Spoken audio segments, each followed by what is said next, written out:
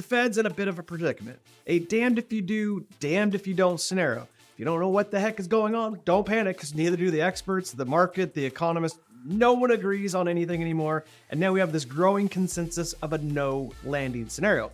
If you threw your phone or you push back from the computer, we get it. Go pick it up and lean back in so we can talk about it. Team, we have some real interesting stuff today, so listen up and lean in. So what the heck is a no landing scenario? Are we just making stuff up as we go now? Yeah, basically. But first, a soft landing is what has been expected as of late, where things just work out. The Fed feathers rates down slowly and everything just works out and rainbows appear and we all win. I kid, but you guys get the point. A hard landing scenario, which was believed to be the case back in 2023, is just the opposite. The Feds make a mess of the economy with too many rate hikes and force us into a recession. Well, that doesn't appear to be happening either. Thus, we introduced the no landing scenario. But before we get to that, let's throw to Peter Schiff as he discusses all of this with more of a hard landing scenario outcome. Now remember guys, it's Peter Schiff, so everything will come with the sky is falling flair. I don't agree with everything he says, but he does share some interesting points here.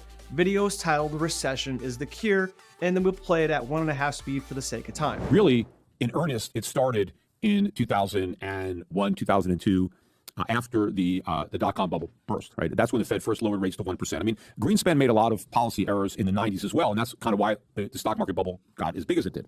But the policies really, went to, the sublime in 01 and 02 with the rate cuts that gave way to the housing bubble, which led to the 08 financial crisis.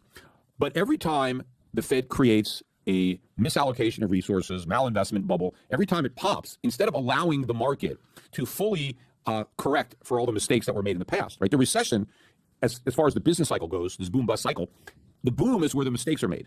The bust is where they get corrected. And you have to allow the market to do its job. But in the short run, that's painful because people lose their jobs, they lose money, and the voters don't like that. So there's always political pressure on the government, the Fed, to try to fight a recession when the recession is the cure. So fighting it simply makes the disease worse. But what they do is they keep creating more inflation, and it's kicking the can down the road and postponing the inevitable pain. But every time they do that, they make the underlying problem worse, and therefore the ultimate pain to resolve it, right, worse. And so my point is we are now at the final crossroads where the Fed has to pick the lesser of two evils, right? So on the one hand, it can fight the inflation that it created, with QE and all this, the expansion of its balance sheet. It can fight the inflation. But to do that means interest rates have to go much higher than they already are. They have to go high enough to force massive cuts in spending on the government level and on the household level. But our whole economy is based on spending right now. It's a bubble. And so they have to create a massive recession. It's not that recessions are necessary to fight inflation. It's just that what's necessary to fight inflation will also cause a recession because of the underlying nature of the economy. Again, I don't agree with everything he says, but he makes an interesting point about the compounded effect of all the previous boom and bust cycles and our inability to truly deal with them properly. This is why I personally believe that we're in this no landing scenario, a damned if you do, damned if you don't type scenario. Now, let's understand this no landing scenario a little bit better. We'll pull in Yahoo Finance to help us unpack this a little bit further. Again, played at 1.5 times speed for the sake of time. Yeah, Brad, so this no landing scenario, so that scenario usually comes when inflation doesn't come back down to the long-term average target and the economy keeps growing, right? And so that has been a growing case that people are making on Wall Street. This morning, we saw a group make that out of the Bank of America Global Fund Manager Survey. You can see here 36% of respondents saying they think a no landing scenario is the likely outcome for the global economy over the next 12 months. That's the highest we've seen since they started asking this question in June 23. And I think one of the things I want to point out here is you look at the purple and the blue lines, that's really the debate here. It's soft landing or no landing. The hard landing camp has basically been diminished down to less than 10%, the lowest we've seen thus far. Hard landing, of course, would mean that we get a recession at the end of this tightening cycle. And I think as this sort of speaks to the data that we've seen this week, last week, overall right now, there's little signs that consumer spending is slowing down. You look at that retail sales number for the last 2 months coming in higher than expected, getting revised up. You take a look at things like our chart of the day in the Yahoo Finance Morning Brief newsletter this morning. Incomes are picking up, right, across all three spectrums per other B of A data. So you're just wondering where's the consumer weakness going to come from? And if that consumer weakness doesn't come, maybe you just keep getting economic growth, and at some point that growth keeps inflation from falling all the way down. Shauna hates the term no landing, so let's go for it. So I have an issue with it, because if that trend does continue, wouldn't you then argue that the Fed is going to say, hey, we actually have to do something? Maybe that next move isn't going to be a cut. Maybe we eventually have to hike.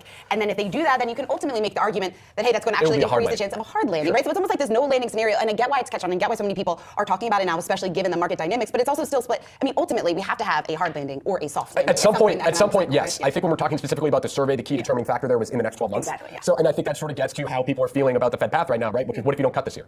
Then you get to a point early next year, which we are right now, where you're either cutting or hiking, right? Where are we in a year? Maybe unchanged. And I think that was sort of my takeaway. She's right. At some point, the plane does have to land.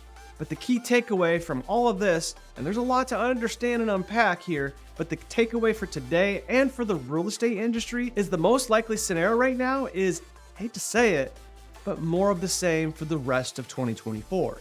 We've been saying it all year, and I believe we're one of the first to state that no rates are coming this year, and now mainstream media is coming around. Though the market's still pricing a 45% chance of one rate cut in September, but we just don't see that happening right now unless we start seeing some major positive moves against inflation. And as of late, we're just not seeing that. So, no landing scenario it is. Again, you can see the momentum gaining steam. It was only a 5% likely outcome back in October of 23, then a 7% outcome just in January, and now a massive jump to a 36% likely outcome this month. Super interesting stuff today, team. I mean, it really is, and I hope you guys appreciate all the work we put into today, and I hope this all makes sense. If you do, please share this with your friends and family and coworkers.